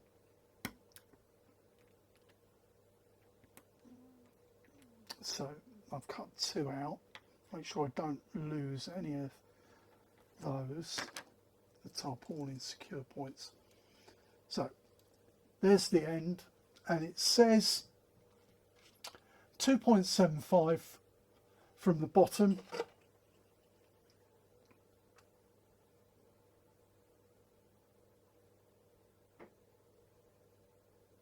Well, we'll call it 3mm for cash, and the top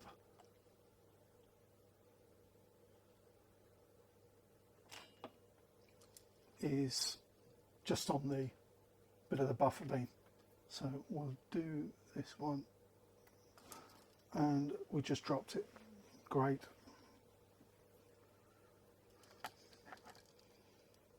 I have to look on the floor with the torch in a minute because there are no spares of this bit.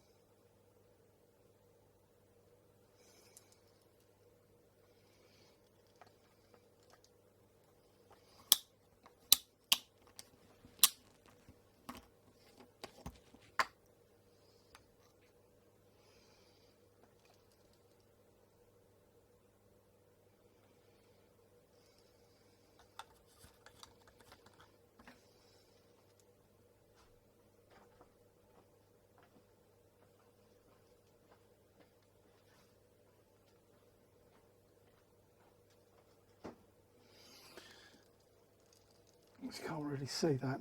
There is the jacking point there, which is basically where these were they were put in tipplers and rotated, and that's where the tippler used to grab the wagon. So what I'll do, I'll go away and I'll fit the other 9 bits and the other 3 tippler points, and that will be that. I'll show you the finished article. So, okay, the wagon is complete. If you can see, Christina's modelling light ran out, so I'm afraid. So I've fitted the 5 tarpaulin hooks on either side, as you can see, without losing any more. Miracle of miracles. And I've put the 2 pockets on either end,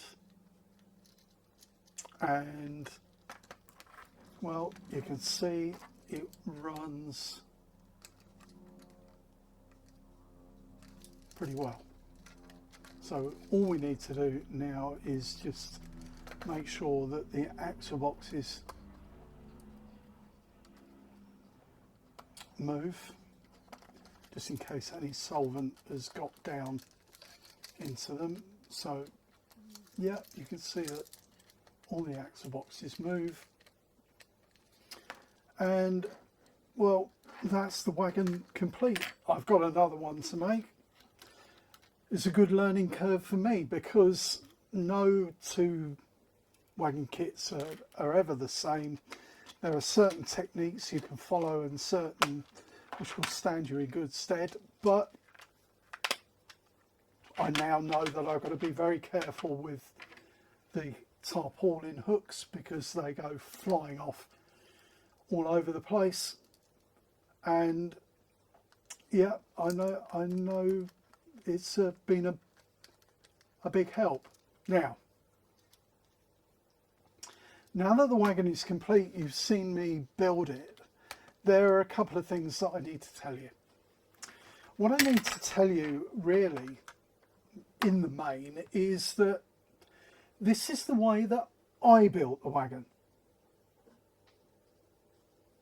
If you've got no experience to fall back on, well, it's a guide, but like anything like this, it is a learning curve for you. You can't know how you will tackle these things until you give it a go. So if you have not got any wagon experience or kit building experience, it is worth considering making your own wagon. Maybe this particular prototype wasn't necessarily the best one to pick. Maybe an open wagon would be a better choice, but this is relatively simple wagon because it's not got a roof or anything. Yeah, the tarpaulin hooks were a little bit of a challenge, but yeah. But what you need to remember is really you're doing it for pleasure and you're going to get experience. Don't expect your very first wagon to be absolutely perfect. Mine wasn't absolutely perfect. It was a Slater's wagon, not a Parkside one, but it wasn't absolutely perfect. I had experience of building wagons, building like aeroplane kits, and all I did was I applied that. Now if you've got no experience, it is going to be a bit more of a learning curve for you, obviously. But please, please, please, please don't get disheartened if your very first effort doesn't turn out very well. Because, well, I've made goodness knows how many wagons, probably 50 or more now, and I'm still learning.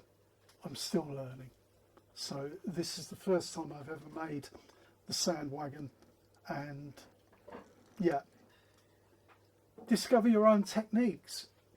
Don't rely on what I've done, because this is the way that I've done it. Now, all I can say to you in the end is thank you for watching. Hopefully I haven't bored you to tears. Hopefully you have picked up something useful, and it has shown you that it is not too difficult to make a wagon if you are not used to building stuff. With regards to the modelling kit that I showed you at the start, to be perfectly honest, about the most useful thing in it was the ruler. To be honest, the knife is okay, but the drills were a waste of time. The files are actually rasps, so you can't use those for filing. My advice is, if you're going to make a kit, don't necessarily go out and do what I did. In retrospect, it wasn't the best idea. Go out, buy a kit, go to a show, buy a kit, send off for a kit, whatever.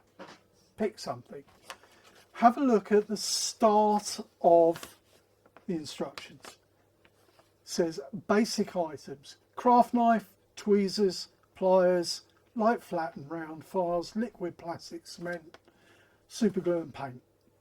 Not a lot. One of these will help, sprue cutter, but it's not essential. And